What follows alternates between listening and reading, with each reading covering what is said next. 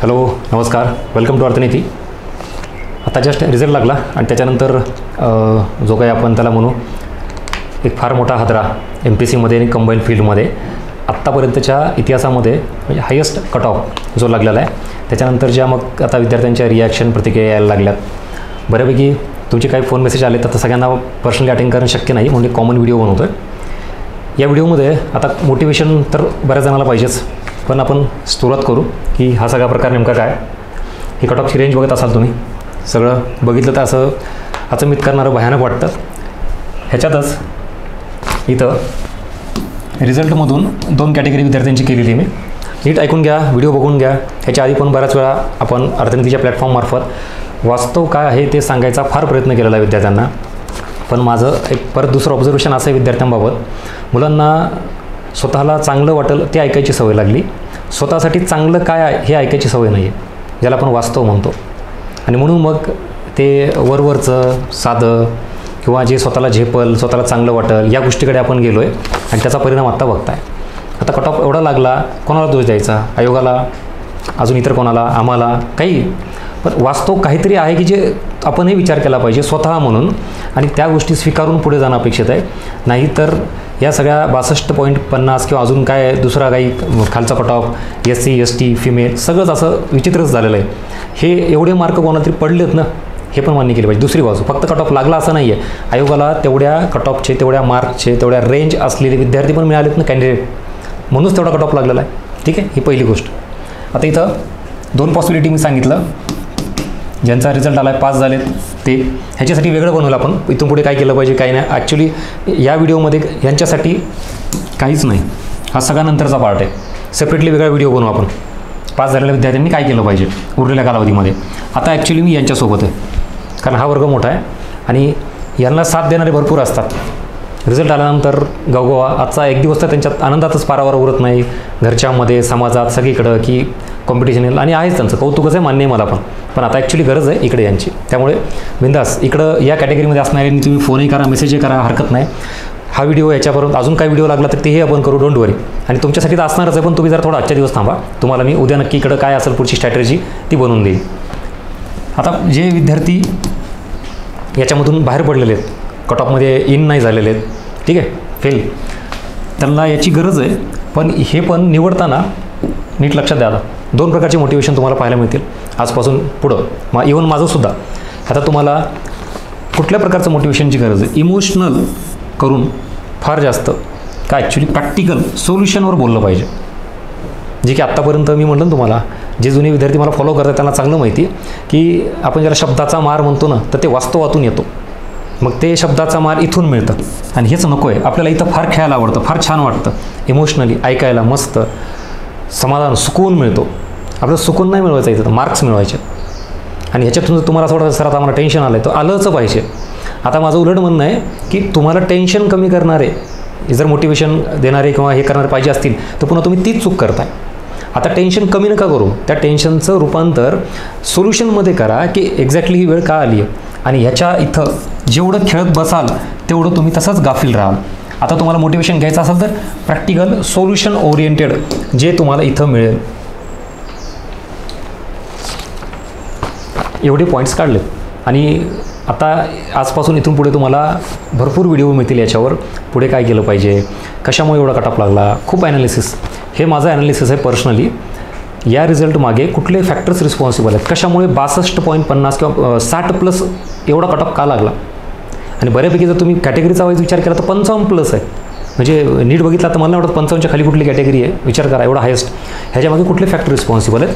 तर इथं आता आपण हेच फॅक्टर सगळे लिहून काढलेले आहेत. इथं पहिला आहे मला जे जाणवलं ते, म्हणजे इथं आपण आता करतो आहे की ज्याला आपण ॲनालिसिस म्हणतो, कन्स्ट्रक्टिव्ह ॲनालिसिस किंवा कन्स्ट्रक्टिव्ह क्रिटिसिझम. म्हणजे आता मी तुमच्यावर टीका करेल किंवा कशावर हे करेल तर ते कन्स्ट्रक्टिव्ह अँगलनं असेल. म्हणजे विद्यार्थी कुठं कमी पडले ते बघावं लागेल ना. मुळात आजच्या या रिझल्टवरून पहिली गोष्ट तुम्हाला हे इथं हे इमोशनली सपोर्ट देणारे 2 मिनिटासाठी बाजूला ठेवा. ती वेळच नाही आहे. आपल्याला पटकन अर्जंटली हे मान्य करावं लागेल की आता माझी चूक कुठंतरी होती, ती कुठे आहे ती फाइंड आउट करायची आणि मूव्ह ऑन करायचं. उगाच आपला काही दोष नाही, असं झालं तसं झालं हे करण्याच्या नादात भानगडीत पडू नका. या इकडं पहिला महत्त्वाचा पॉईंट मला जो जाणवला तो म्हणजे आता मी इथून पुढे स्टार्ट करतो, नीट आहे का, या 60+ कट ऑफ जाण्याला कुठले कुठले फॅक्टर रिस्पॉन्सिबल आहेत. तर बरेच विद्यार्थी आहेत की जे completely syllabus oriented, syllabus decode करून, सिलेबस अंडरस्टँड करून अभ्यास करतात आणि रिझल्ट न येणाऱ्या विद्यार्थ्यांमध्ये, ज्याला आत्ता आपण म्हणतो की अपयश आलं, त्यांनी अशाच पद्धतीनं रँडम अभ्यास केलेला आहे. काहीतरी एखादं पुस्तक टार्गेट केले, पुस्तकानुसार अभ्यास केलेला आहे किंवा सिलेबससुद्धा नीट समजून घेतला नाही. इवन आपल्या लेक्चरमध्ये, बॅचमध्ये मी पहिले 2-3 दिवस तुम्ही नीट ऑब्झर्व केला असाल, अजिबात टॉपिक स्टार्ट करत नाही. पहिल्यांदा तुम्हाला ही क्लिअरिटी येतो, सिलेबस काय आहे, कंबाईनला, प्रीला, मेन्सला, यस ऑर नो मला आवर्जून सांगा. पहिले 2-3 दिवसात पूर्ण याच्यावर खेळतो, कारण क्लिअरिटीज नाही आहे बऱ्याच विद्यार्थ्यांना. काय आहे नेमकं सिलेबसला, काय करायचं आहे, काय नाही करायचं आहे, प्रीला काय, मेन्सला काय, हा प्रकार. त्यामुळे पहिला मुद्दा लक्षात ठेवा. आता तुम्हाला परत किती जणांना घ्यायचं आहे, काय घ्यायचं, इट्स युअर चॉईस. आपल्याला बाकी जनरल गप्पा ऐकायच्या असल्या तुम्ही ऐकू शकता. हे इथं वास्तव आहे, आपण कुठे कमी पडलो ते. Second, PYQ. तुम्हाला सर PYQ बघितले होते ना, तेच ना, बघितले होते, सॉल्व केले होते, सोडवले होते, तेच तर उलट नव्हतं करायचं. काय करायचं होतं मग, इथं करायचं होतं ॲनालिसिस. इवन आपल्या प्लॅटफॉर्मवर हे सुद्धा अवेलेबल आहे, difference between PYQ analysis and PYQ explanation and PYQ solving. ह्याच्यासुद्धा फरक असतो का म्हणा सर, हेच कळायला वेळ लागतो ना, वर्षानुवर्षे जात आहेत की PYQ सॉल्व करणं म्हणजे काय, ॲनालिसिस करणं म्हणजे काय, PYQचं एक्सप्लेनेशन काढणं म्हणजे काय.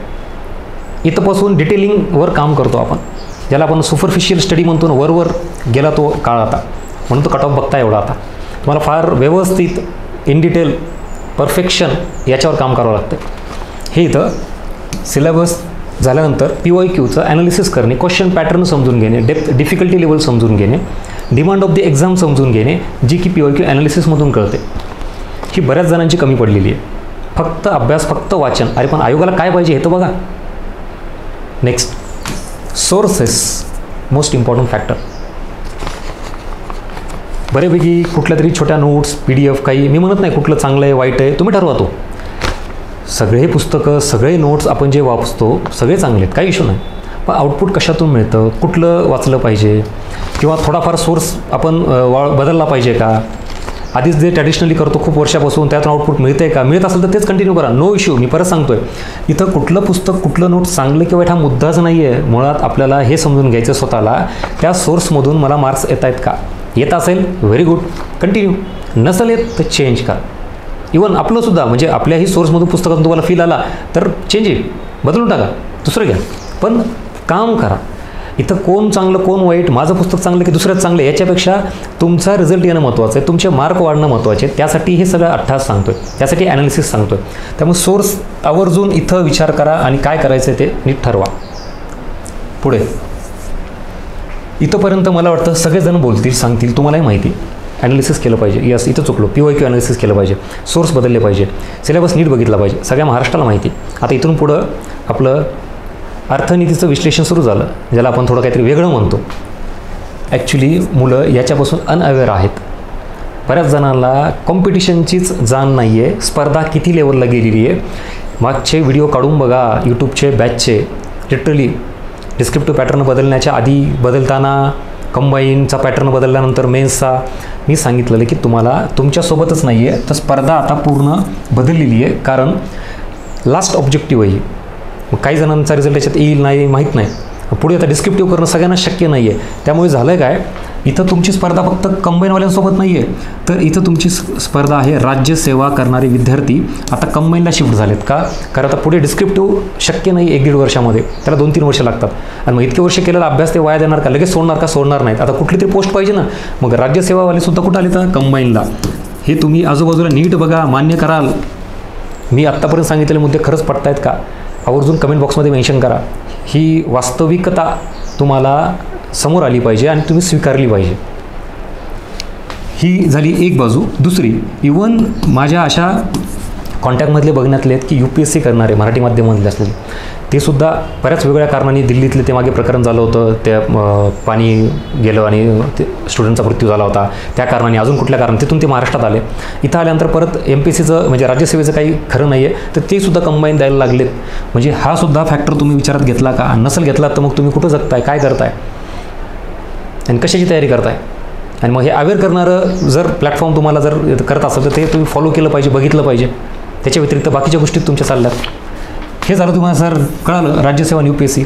पण ह्यांचे किती मुलं आहेत, असे किती आमच्या कॉम्पिटिशन याच्यासोबत या आता तुम्ही फक्त कंबाईनचं जर म्हणत असाल तुम्ही, हरकत नाही, कंबाईनचंच कॉम्पिटिशन हे तर सोडून द्या 2 मिनिटासाठी बाजूला. कंबाईनमध्ये पण मी कॅटेगरी करेल तुम्हाला. एक कॅटेगरी म्हणजे डेडिकेटेड सिरियस अभ्यास करणारी कॅटेगरी. हो यस, ही सुद्धा कॅटेगरी करावं लागेल. कंबाईनचा अभ्यास करणारे सगळेच पास होत नाहीत का, कारण विषय तोच येतो परत, सिरियसनेस, डेडिकेशन किती आहे. त्याच्यानंतर अजून एक कॅटेगरी आहे गायडन्स घेऊन करणारे. आता तुम्ही क्लास लावून केलेले म्हणा, गायडन्स घेणारे म्हणा, टेस्ट सिरीज लावणारे म्हणा, कुठले असू द्यात ते एक. आणि इकडे येतं अदर. आता हे इथं डेडिकेटेड किंवा सिरियसली सेल्फ स्टडी करणारे असू द्यात किंवा क्लास लावून करणारे असू द्यात, इथं तुम्हाला हे शब्द जास्त महत्त्वाचा आहे. मग तुम्ही इवन बरेच जण असे आहेत की सेल्फ स्टडी करूनसुद्धा त्यांनी मार्क्स मिळवलेले आहेत यूट्यूबवर वगैरे गायडन्स घेऊन, नो इश्यू.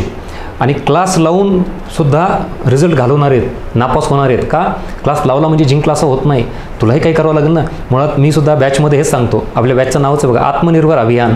आत्मनिर्भर तुम्हाला बनवणं आहे. जाणीव झाली का आज रिझल्टमुळे, तुम्ही सक्षम झाला पाहिजे, पेपर तुम्हाला द्यायचा आहे. मुळात तुमचे पंखच पूर्ण कापले जाणे हा प्रकारच मला आवडत नाही आहे. तुमच्या पंखात बळ टाकणं आवडतं. प्रत्येक गोष्ट आम्हीच सांगितली पाहिजे, दिली पाहिजे, सर तुम्हीच एवढं म्हणजे एवढंच असं काही नसतं बाबांनो. अरे तुला कन्सेप्ट कळाली पाहिजे, तिथं परीक्षेत आयोगाने प्रश्न फिरून विचारले तुला सांगता आला पाहिजे. एवढा सिरियसनेस, एवढी डेप्थ तुम्हाला जमली पाहिजे. त्याला म्हणायचं इथं म्हणजे क्लास लावूनसुद्धा गायडन्स घेणारेसुद्धा फेल असतात. कारण का की तेवढ्यापुरतं तेवढंच करायची सवय लागलेली. आणि आपल्या इकॉनॉमिक्सबाबत तर एक तर सब्जेक्ट आधीच जड, झेपत नाही. त्याच्यात मी ज्या पद्धतीनं ज्या डेप्थनी शिकवतो तेव्हा सुरुवातीला फार जड वाटतं, नको एवढं करायला. आता कळेल तुम्हाला की तेवढं करायचं आहे का नाही, खरीच गरज आहे का, नाही तर कॉम्पिटिशन कोणासोबत आहे बघा तुम्ही. आणि ऑदर म्हणजे नॉन सिरियस कॅन्डिडेट, कंबाईनमधले असेच मग करायचं म्हणून चालू आहे त्यांचं, त्यांच्यासोबत कॉम्पिटिशनच नाही आपल्या ॲक्च्युली. इथं तुम्हाला एकतर ह्या दोघांसोबत कॉम्पिटिशन आहे आणि इथं ह्या दोघांसोबत सेल्फ स्टडी करून सिरियसली अभ्यास करणारे किंवा गायडन्स किंवा क्लास लावूनसुद्धा सिरियसली अभ्यास करणारे, ह्या सगळ्यांसोबत तुमचं कॉम्पिटिशन आहे. विचार करा मग आपण कोणाशी तुलना करतो आहे, कुठं बसतो आहे, लायब्ररीत मित्र मैत्रिणी त्याच्यासोबतच त्यांचेच मार्क त्यांचाच अभ्यास बघतो आहे का, गायडन्स कोणाचं घेतो आहे. बरं गायडन्स करणाऱ्यांनी एवढी वास्तविकता सांगणं अपेक्षित आहे, मग नसेल सांगितलं आपण कुठून तरी घेतली पाहिजे. इतरांना सतत दोष ब्लेम देण्यापेक्षा आपण स्वतः काहीतरी बघितलं पाहिजे. हा सगळा प्रकार बघा, उघडले का डोळे. खरंच आहे, राज्यसेवा आणि UPSC करणारे विद्यार्थी जर त्यांच्यात एवढी हे असेल, विचार करा डेप्थ किंवा कन्सेप्च्युअल क्लिअरिटी, ते कशी आपल्याला इथं जमतील. आणि आपण कंबाईनच्या नावाखाली ओरडत बसतो. नेक्स्ट डिस्ट्रॅक्शन किंवा ट्रॅप, हा सगळ्यात महत्त्वाचा पार्ट.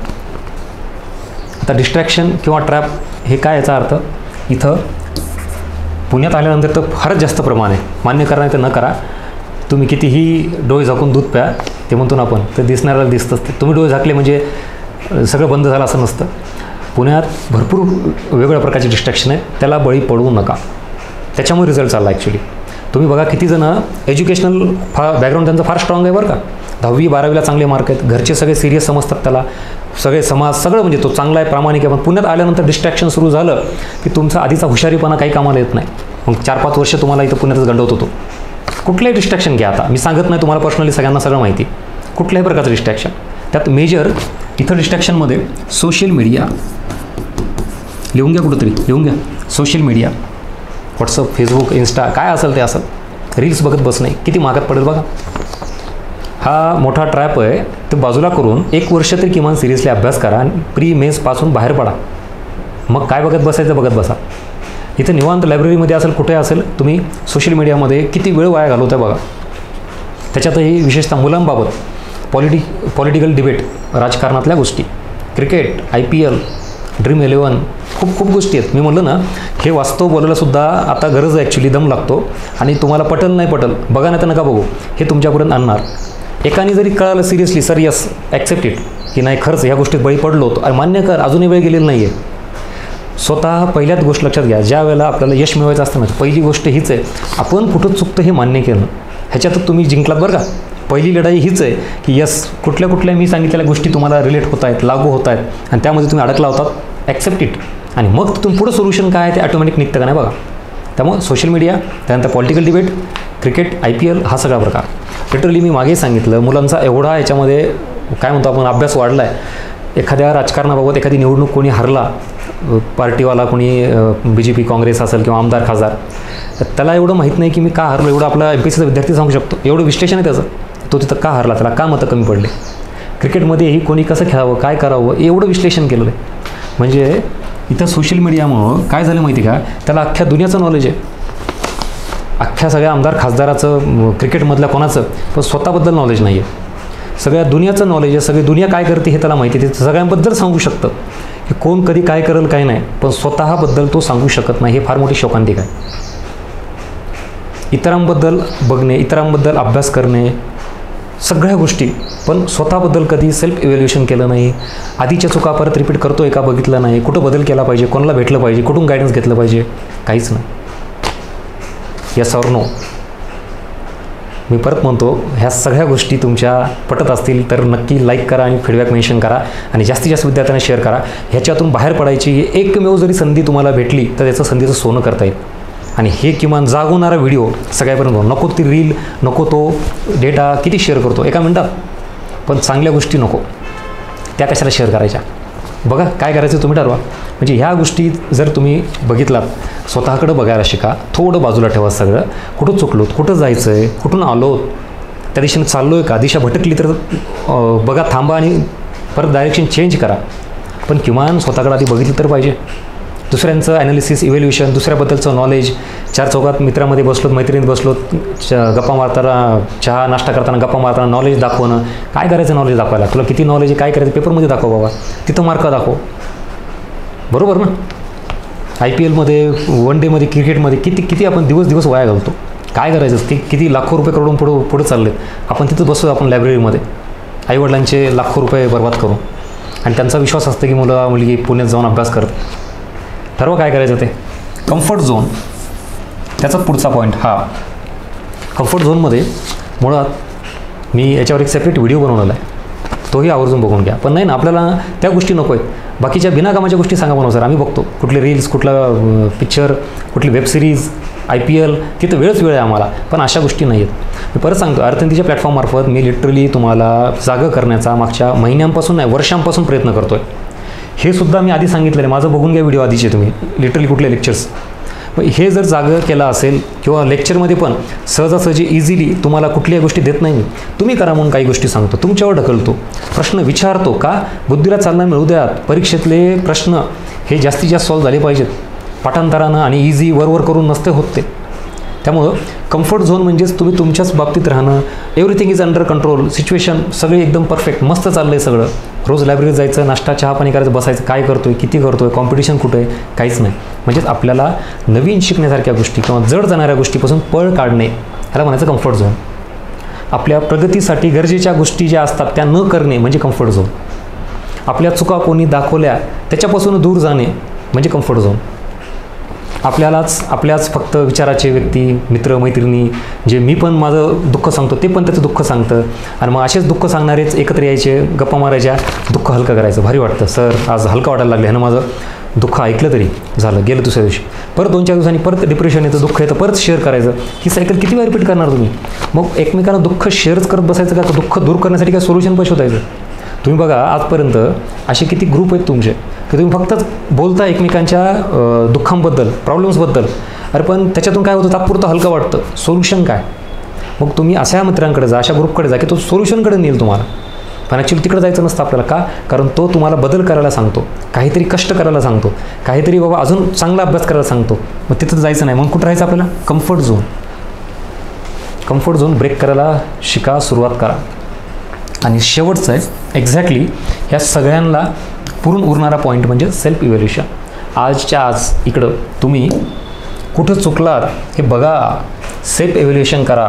आणि most important thing is that comfort झोनतून बाहेर कसं पडायचं, काय करता येईल याच्यासाठी प्रयत्न करा. मी तर आहेच तुमच्यासोबत. तुम्हाला अजूनही कुठल्या बाबतीत काय गायडन्स लागलं फोन करा, बोला. पण माझं एकच म्हणणं आहे, इथं परत तुम्हाला ह्या फिरून पहिल्या पॉईंटवर येतो, जे मोटिवेशन पाहिजे ते हे इमोशनल मोटिवेशन घ्यायचं की प्रॅक्टिकल घ्यायचं, इट्स युअर चॉईस, तुम्ही ठरवा. असं इथून पुढं काय आत्मविश्वास, जिद्द, चिकाटी, होईल, ही संधी आहे, अजून संधी आहे, लगेच पुढे परीक्षा आहेत, असं काही नाही. आता गेलेला काळ पण काही चांगला म्हणजे हे नव्हता का तुमच्या आयुष्यातला, तो पण काळ गेलाच ना, ह्याचा रिग्रेट वाटलाच पाहिजे, पश्चाताप झालाच पाहिजे, टेन्शन आलंच पाहिजे. ह्याला पॉझिटिव्हली घ्या. म्हणजे मुळात जी गोष्ट तुम्ही फेस करायला पाहिजेत ना, ती दाबवायची नाही, नॅचरल आहे ती. आणि ती आल्यानंतर आता ह्याच्याकडे जायला पाहिजे. आत्ता जे सांगितलं ते, हा कम्फर्ट झोन ब्रेक करा. काय येतं, ठीक आहे. सो हा आत्ताचा कंटेंट कसा वाटला, एवढा शॉर्ट बट स्वीट. ह्याच्यात फार गोष्टी मला मोठे मोठे डायलॉग टाकता आले असते, शेरो शायरी करता आल्या असत्या, त्या करायच्याच नाही. त्याच्यामुळे तो वाट लागली. हे जे मुद्दे आहेत ना, हे बघा, हे रणनीत, हे पॉईंट्स काढलेत, कुठं पाहायला मिळतील तुम्हाला, ह्याच्यावर काम करा. आणि स्वतःबद्दल एक रिपोर्ट तयार करा. आज व्हिडिओ झाल्यानंतर नाव लिहायचं वर, आजची तारीख लिहायची आणि खाली पॉईंट्स लिहायचे. कुठल्या पॉईंट्समध्ये तुम्ही बसताय, कुठं चुकलं आहे, हे सेल्फ इव्हॅल्युएशन रिटर्नमध्ये पाहिजे. मला रिटर्नमध्ये वाटलं तर पाठवा, त्याच्यावर आपण चर्चा करू. जेवढं मला शक्य झालं तेवढं मी तुमच्याकडे बघेल, पर्सनली बोलत. सेल्फ इव्हॅल्युएशन आज करा. इथून पुढं काय करायचं आहे नंतर, आधी काय चुकलं हे तर फाइंड आउट करा. ज्याला मी नेहमी म्हणतो का, डॅमेज कंट्रोल जर करायचं असेल, आधी डॅमेज कुठं झाले, किती झाले हे फाइंड आउट करायला लागलं का नाही. डॅमेज कंट्रोल कसं करणार तुम्ही, कुठं डॅमेज झाले शोधावं लागेल, किती झाले ते शोधावं लागेल. सो ते कशावरून कळेल, सेल्फ इव्हॅल्युएशन. कुठे चुकलं आपण, टाईमपास जास्त झाला, मित्रमैत्रिणी, सोशल मीडिया, क्रिकेट, IPL, काय कुठं चुकलं आहे नेमकं. किंवा ह्याच्या पलीकडं काही जण असे असतील, सर फार प्रामाणिक कष्ट केलं, मग तो इथं कुठंतरी कमी पडला हो वरच्या ह्याच्यामध्ये. हे एक वेळ मला मान्य आहे. पण इथून जर खाली कॅटेगरीमध्ये असाल ना, ह्याचा अर्थ तुम्ही फार जास्त भरकटला आहे. थोडं नाही, फार जास्त. लवकरात लवकर जाग्यावर ताळावर येणं गरजेचं आहे. आणि ह्या सगळ्या गोष्टी लागल्या पाहिजेत मनाला, त्यासाठीच आहे. आणि मी म्हणतोय ते सगळ्यांनाच लागू होईल असं नाही. कोणाला घ्यायचं तर घ्या, एक गोष्ट घ्या, नाही तर घेऊ नका. हे तुमच्यासाठी काय म्हणतो त्याला, घरी कसे वडील थोडे जरा रागात किंवा ह्याच्यात सांगतात, ते पटत नसते, तसंच प्रकार आहे हा. आपल्याला आजकाल म्हणलं तुम्हाला फार चांगलं ऐकायची सवय झाली आहे, खरं ऐकायची नाही. खरं ऐकलं की त्रास होतो. तुम्ही ठरवा आता काय करायचं. तर नक्की हा कंटेंट आवडला तर सगळ्यांना शेअर करा. आणि याच्याबाबत जास्तीत जास्त निगेटिव्ह विचार करण्यापेक्षा पॉझिटिव्ह विचार करा. प्रॉब्लेमवर फोकस करण्यापेक्षा सोल्युशनवर फोकस करा. खूप इमोशनल गप्पा मारणं 2-4 दिवस त्यातच जातील तुमचे आता, आणि त्याने होणं साध्य होणार काय. वाटतं नॅचरल फिलिंग आहेत, मान्य आहे. पण आता मूव्ह ऑन, एक दिवस महत्त्वाचा आहे. आता परत जे आधी चुका केल्या त्या परत नका करू ना. मग फायदा काय. जर अजून 4-5 दिवस आपण घालत असो याच्यामध्ये, बघता आता परत येणारी नोव्हेंबरची परीक्षा येईल, त्याला तयार आहेत का तुम्ही. कट ऑफ बघता आत्ता, अभ्यास किती आहे आपला. आणि गायडन्स किंवा बॅच आम्ही जे म्हणतो ना, किंवा लावलीच पाहिजे काय, अरे बाबा नको लावू, हरकत नाही. मग तू गायडन्स तर नीट घे, सेल्फ स्टडी नीट कर. आणि लावायची असेल तर मग लगेच लवकर ताबडतोब, की आपण जे ओरिजिनल कंटेंट देतो ना, जे काही जणांना बऱ्याचपैकी झेपत नसतं, ते आता कळेल की झेपून घ्यावं लागेल, वास्तवता स्वीकारावी लागेल. सुरुवातीचे 2-3 दिवसच सिलेबस डिकोडिंग का घेतो, POK ॲनालिसिस का करतो, अजिबात टॉपिक सुरू करत नाही. आणि कन्सेप्टही घेताना कन्सेप्टची अंडरस्टँडिंग, ॲप्लिकेशन, इंटरलिंक आठवतं आहे का.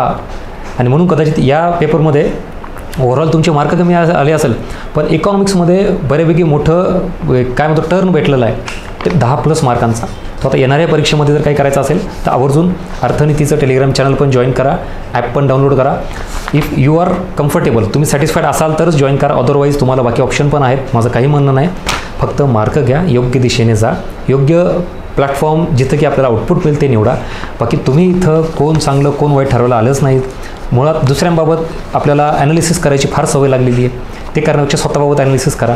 कुठलंही एक प्लॅटफॉर्म, एखादं बुक, एखादा सोर्स निवडा आणि पटकन चांगल्या पद्धतीने परीक्षेच्या दृष्टिकोनातून नीट अभ्यास करा.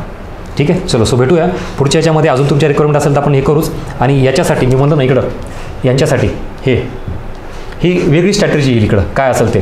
आज यांची जास्त गरज वाटली मला, त्यामुळे इकडे केलं आहे.